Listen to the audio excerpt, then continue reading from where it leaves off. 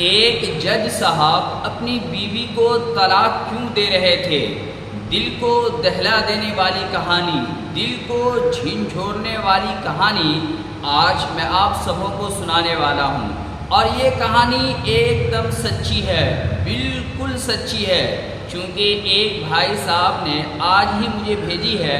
وہ کہتا ہے کہ میری فون کی گھنٹی بجی، میں اپنے فون کو ریسیو کیا، ریسیو کرنے کے بعد جیسے ہی میں کان میں لگاتا ہوں ادھر سے بھابھی جی کی رونے کی آواز آتی ہے، اور وہ یہی کہتی ہے کہ بھائی صاحب آپ کہاں ہیں اور کتنے دیر میں گھر آ سکتے ہیں؟ میں نے کہا بھابھی آخر بات کیا ہے بتاؤ تو صحیح، پر بھابھی جی یہی بات کا رٹا مار رکھی تھی کہ بھائی صاحب آپ کہاں ہیں اور کتنے دیر میں گھر آ سکتے ہیں، اور یہ بول رہی تھی اور کافی رو رہی تھی۔ میں نے کہا بھابھی جی آخر بات کیا ہے بتاؤ تو صحیح، تو کہا پر نہیں بھائی صاحب آپ گھر آ جائیں، گھر میں آ کے میں آپ کو بتاؤں گی۔ تو میں بھابھی جی کو مطمئن کرنے کے لیے کہا ٹھیک ہے بھابھی جی میں 1 گھنٹے میں گھر آتا ہوں۔ میں جیسے تیسے گھر پہنچا، گھر میں جیسے ہی پہنچا تو دیکھا بھائی صاحب جو میرے دوست تھے اور وہ جج تھے وہ ایک سائڈ بیٹھے ہیں، اور بھابھی جی ایک سائڈ بیٹھے ہیں، اور بچے بھی ایک سائڈ ہیں، اور بھابھی جی کافی رو رہی ہے اور ہچکیاں لے لے کے رو رہی ہے۔ میں نے بھابھی جی سے پوچھا کہ بھابھی جی بتاؤ آخر بات کیا ہے؟ بھابھی جی تو رو ہی جا رہی ہے۔ پھر میں اپنے دوست جو جج تھے میں ان کے پاس گیا اور ان سے پوچھا کہ بھائی صاحب آخر بات کیا ہے؟ آپ لوگ اتنے سنسان کیوں ہیں اور بھابھی جی کیوں رو رہی ہے؟ پر بھائی صاحب تو بالکل ہی خاموش تھے، وہ تو اور کچھ نہیں بول رہے تھے۔ پھر میں اس کے بعد بھابھی جی کے پاس آیا اور بھابھی جی سے کہا بھابھی جی آخر آپ لوگ نہیں بتائیں گے تو ہمیں کیسے معلوم چلے گا کہ آپ کیوں رو رہی ہیں؟ تو بھابھی جی کہتی ہے کہ دیکھ لو اپنے بھائی صاحب کو، اپنے جج جو تمہارے دوست ہیں ان کو دیکھ لو، آپ کے بھائی صاحب یہ کاغذات دیکھ لو، کورٹ سے تیار کروا کے لائے ہیں، یہ طلاق کے کاغذات ہیں، یہ مجھے طلاق دینا چاہتے ہیں۔ مجھے تو تھوڑی دیر کے لیے یہ بات مذاق لگی۔ پھر میں نے کہا کہ آپ لوگوں کی کتنی اچھی فیملی ہے، 2 بچے ہیں، آخر بات کیا ہے اور آپ طلاق کیوں دے رہے ہیں؟ پر بھائی صاحب کچھ نہیں بول رہے ہیں۔ پھر میں نے بچوں سے پوچھا کہ تمہاری دادی کہاں ہے؟ تو بچے کہتے ہیں کہ دادی کو پاپا 2 روز پہلے پٹنہ کے اولڈ ایج ہوم میں شفٹ کر آئے ہیں، یعنی آشرم میں چھوڑ کر آئے ہیں۔ تو میں نے بھابھی جی سے کہا بھابھی جی آپ چائے بنا کر لائیں۔ اتنے میں چائے بھی آ گئی۔ چائے لے کر میں بھائی صاحب کے پاس گیا اور کہا بھائی صاحب آپ چائے پی لیں۔ تو بھائی صاحب جو میرے دوست تھے، جج تھے، وہ بچوں کی طرح ہچکیاں لے لے کے وہ بھی رونے لگے، ایک دم بالکل معصوم بچوں کی طرح ان کے آنکھوں سے آنسو جاری ہو گئے، اور وہ جج صاحب کہنے لگے میں 2 روز سے کھانا نہیں کھایا ہوں، پانی نہیں پیا ہوں، 60 سال کی میں اپنی ماں کو اولڈ ایج ہوم میں شفٹ کر آیا ہوں، انجان لوگوں کے حوالے کر آیا ہوں، بتاؤ اس میں میری کیا قصور ہے؟ میری بیوی کو آزادی چاہیے، میری بیوی نے قسم کھا رکھی ہے کہ میں آپ کی ماں کا دیکھ بھال نہیں کروں گا، یہ تو چھوڑ دیں، میرے بچے بھی میرے ماں کا خیال نہیں رکھتے، میرے بچے بھی میرے ماں کے ساتھ لڑائی کرتے ہیں، آپ بچوں کو بھی چھوڑ دیں، ہمارے گھر کے جو نوکر ہیں وہ بھی میرے ماں کے ساتھ خراب طریقے سے سلوک کرتے ہیں، خراب برتاؤ کرتے ہیں، بتاؤ تم ہی کہ میری ماں کا اس میں کیا غلطی ہے؟ میری ماں کو یہ لوگ کیوں ستا رہے ہیں؟ میں جب رات کو کورٹ سے گھر آتا تو میری ماں میرے سینے سے چمٹ جاتی، میرے باہوں میں آ جاتی اور بلک بلک روتی اور کہتی کہ بیٹا مجھے اولڈ ایج ہوم میں شفٹ کر دے، اب میری عمر ہی کتنی ہے، میں جیسے تیسے وہاں پر زندگی گزار لوں گی۔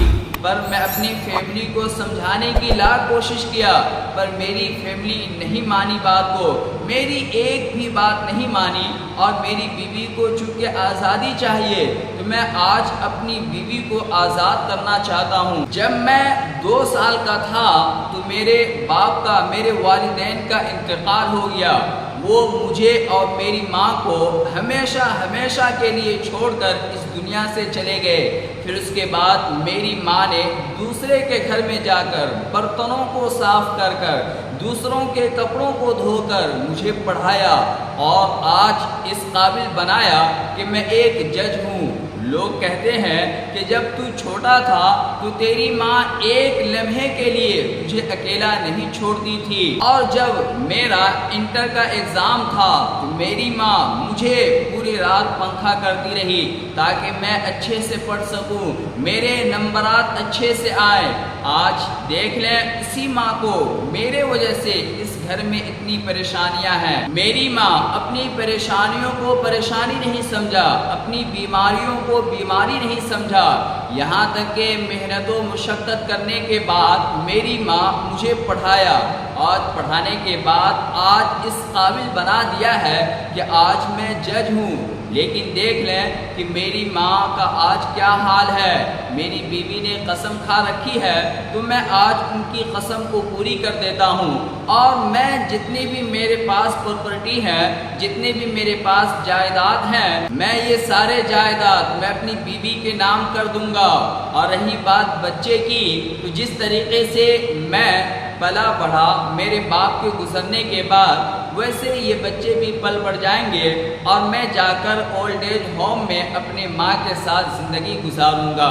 چونکہ آج میں اپنی ماں کو آشرم میں چھوڑ کر آیا ہوں تو کل ہو کر مجھے بھی تو وہاں جانا ہے، تو کیوں نہ میں ابھی سے پریکٹس کر لوں اور میں اپنے ماں کے ساتھ رہوں گا تاکہ آگے چل کر مجھے پریشانی نہ ہو۔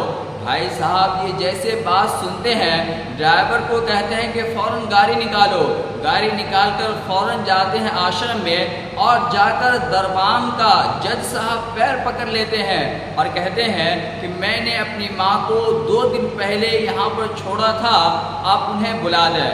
تو کہتے ہیں کہ بھائی صاحب آپ کون ہو؟ تو وہ کہتے ہیں کہ میں جج ہوں، اور جج ہو کر میں تمہارے پاؤں پکڑ رہا ہوں، خدا کا واسطہ آپ میری ماں کو بلا دیں۔ دربان کہتا ہے کہ ارے جج صاحب، جب اپنے ماں کے حق میں صحیح فیصلے نہیں کر پائے تو آپ دنیا کے حوالے سے کیا فیصلہ کر پائیں گے؟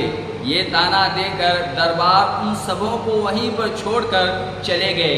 پھر اس کے بعد ادھر سے ایک عورت آئی اور وہ کہنے لگی کہ بھائی صاحب کیا بات ہے، آپ لوگ یہاں پر کیوں اکٹھے ہو؟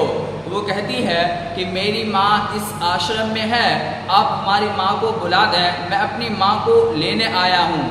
وہ خاتون کہتی ہے، وہ زہریلے الفاظ میں، وہ کڑوی کسیلی الفاظ میں کہتی ہے کہ ارے تم لوگوں کا کیا بھروسہ، کہیں تم 1:30 بجے 2 بجے رات میں لے جا کر اس بوڑھی اماں کو کہیں مار تو نہیں دو گے؟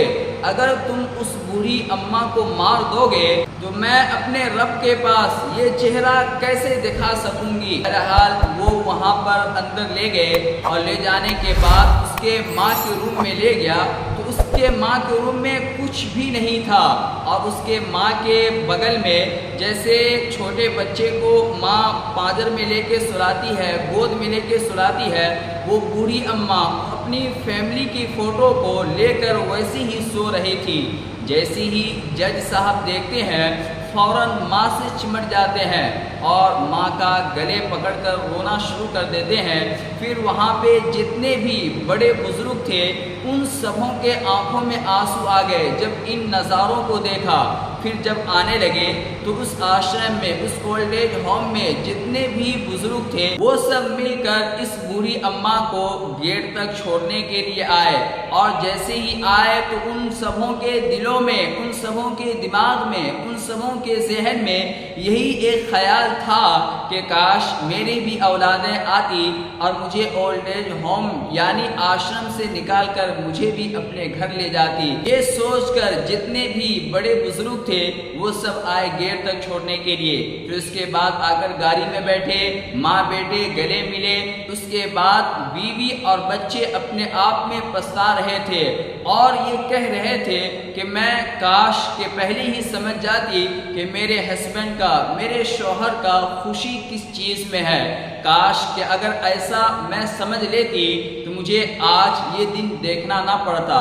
یعنی کہ بیوی کو پچھتاوا ہو رہا تھا، وہ اپنے کیے ہوئے پہ شرمندہ ہو رہی تھی، پر خدا کا واسطہ تھا کہ اب تو خوشیاں مل گئی، سب مل کر گھر آئے۔ گھر آنے کے بعد وہ بھائی صاحب کہتے ہیں کہ میں اپنے جگہ پہ آ گیا۔ جب آ گیا تو وہاں پہ جتنے بھی منظر ہوئے، جتنے بھی نظارہ میں نے اپنے ان آنکھوں سے دیکھا، وہ میرے دماغ میں گھوم رہے تھے اور میں یہ سوچ رہا تھا ماں تو ماں ہوتی ہے، ماں کو مرنے سے پہلے آپ لوگ بالکل بھی نہ ماریں۔ ماں جو ہوتی ہے نا وہ ریڑھ کی ہڈی کی طرح ہوتی ہے، ماں ایک طاقتور ہوتی ہے، آپ لوگ انہیں کمزور نہ کریں۔ ہم سب اس بات کو جانتے ہیں کہ اگر ہماری ریڑھ کی ہڈی کمزور ہو جائے تو ہمارے ساتھ سماج کیا برتاؤ کرتی ہے۔ اگر ہمارے سر پہ سے سایہ ختم ہو جائے تو ہمیں سماج کس طریقے سے جینے دیتی ہے، یہ ہم لوگ سبھی جانتے ہیں، یہ کوئی چھپی ہوئی بات نہیں ہے۔ تو میں آپ سبوں سے ایک ہی درخواست کرتا ہوں کہ اگر آپ کے اڑوس پڑوس میں، آپ کے اگل بغل میں، اگر آپ کے رشتہ دار میں کوئی ایسا شخص ہے جو اپنے ماں باپ کو اولڈ ایج ہوم میں شفٹ کر آئے ہیں تو آپ لوگ ان کو منائیں اور ان کو جا کر ان کی ماں کو اپنے گھر لے کر آئیں۔ میری آپ حضرات ایک بات یاد رکھیں، کسی ماں کو بے گھر نہ ہونے دیں۔ اگر یہ ویڈیو اچھی لگی ہو تو لائک کریں، کامنٹ کریں، شیئر کریں۔